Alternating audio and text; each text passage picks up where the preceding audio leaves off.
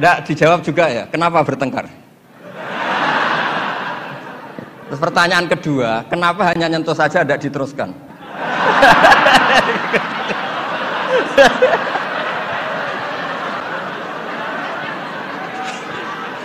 Nggak dikasih mic juga. Ya satu ya, pertanyaannya kenapa bertengkar?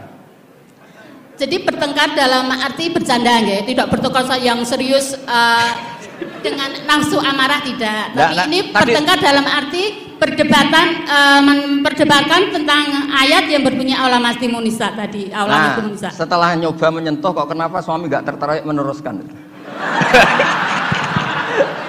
Itu pasti Pak. Itu pasti. Sebab kan ditinggal wudhu lagi tadi. Sebab waktu sholat, waktu untuk mengerjakan sholat, dan saya sengaja menggoda suami karena berpendapat bahwa menyentuh itu adalah menyentuh kulit, hanya menyentuh kulit adalah batal wudhu. Nah, makanya beberapa kali saya goda. Kalau nanti pertanyaan Gus Baha dilanjutkan.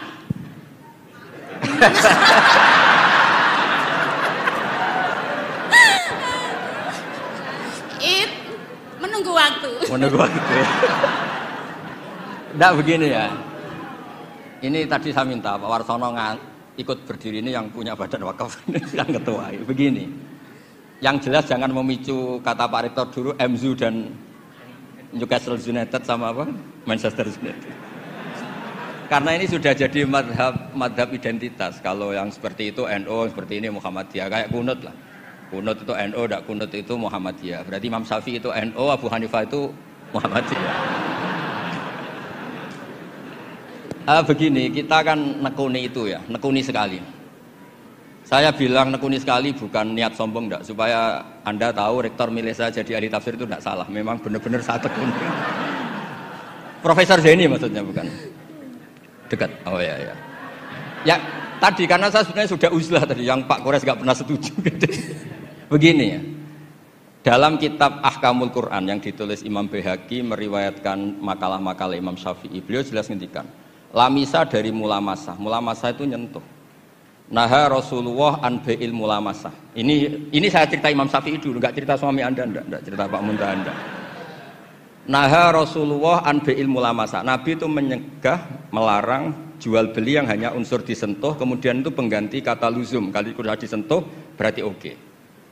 Sehingga beliau yakin seyakin-yakinnya kalau mulamasah terusan al-jassu bil yad, memang menyentuh.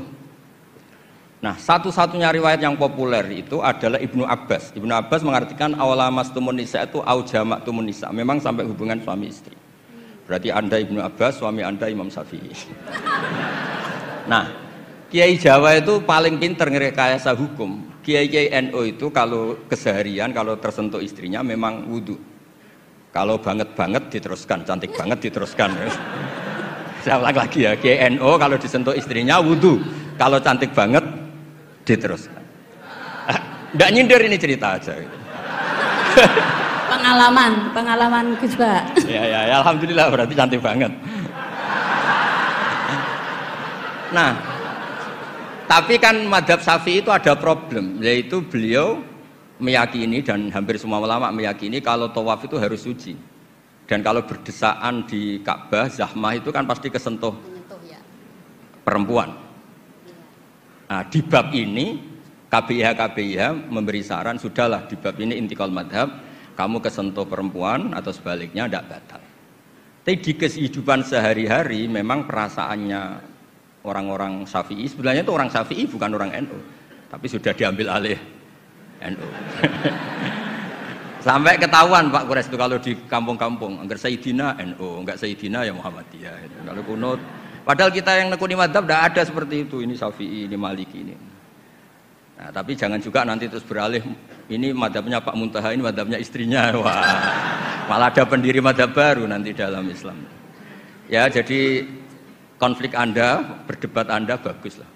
Jadi kesannya UI itu di rumah pun ilmiah. Gitu. Jangan sampai debat begini. Itu gaji kamu di UI hanya sekian, tuntut Pak Warsono, jangan gitu. Itu kan tidak ilmiah. Alhamdulillah lah itu bagus. Teruskan saja debatnya. Ya jelas ya memang begitu riwayatnya begitu. Ya Anda nanti terserah. Kalau dalam ilmu tasawuf, mazhab itu gampang. Kamu yakin tidak ketemu Allah dengan pendapat itu? Mazhabun al-Qawwahabi. Kalau dalam ulama, hadza madhabi al-Qawwahabi. Ini pendapat saya yang sampai ketemu Allah itu saya siap. Makanya saya ini bukan sok-sokan ini mengatur di depan Pak Quraisy, saya tidak mungkin bohong. Saya itu jadi kiai besar itu susah dan sungkan. Karena terus dihormati, disubyo-subyo. Jangan-jangan ini bagian duniawi. Sehingga saya kalau di rumah, tanya istri saya, keluarga saya. Kalau di rumah itu saya sering jenguk kiai-kiai Madi, ini kiai-kiai kampung. Ini sebagai kafaro saya, jangan-jangan saya kenal rektor UI itu bangga, kenal ketua badan wakaf bangga. Sehingga ini urusannya hanya bangga-bangganan, keren-kerenan. Sampai segitu tradisi di keluarga saya ini. Karena ya memang itu tradisi. Dulu itu namanya Imam Syafi'i itu top terkenal. Tapi punya mitra debat, itu namanya Syaiban Ar-Ra'i.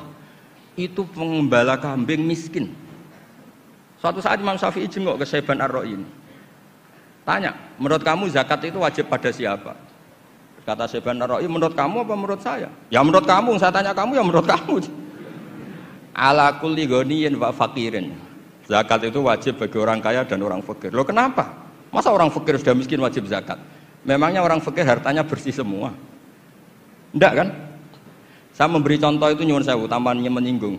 Di kampung saya itu kan kalau ada acara misalnya haul atau pengajian atau apa. Gak mungkin kan di UI tak contohkan acara apa gitu yang pakaiannya serono kan, gak mungkin misalnya acara-acara apa. Itu orang yang hanya beli rafia, ngerti itu sama rafia? Apa bahasa Indonesia rafia itu? Pokoknya rafia. Itu lapangan tuh gak jelas milik siapa. Yang pertama masang rafia itu yang paling berhak menerima apa? Parkir. Dan akhirnya ya dapat uang. Coba itu atas nama fikih itu sah apa enggak? Itu kalau atas nama orang fikir, yang fikir enggak dia tok. Kalau atas nama tamaluk, apa dia memiliki itu, milik orang? Itu banyak tukang parkir yang di kampung saya terus tanya, iya Gus bener jenengan, kita yang tukang parkir itu nanti trotoar juga gitu, hanya modal rafia terus dia berhak.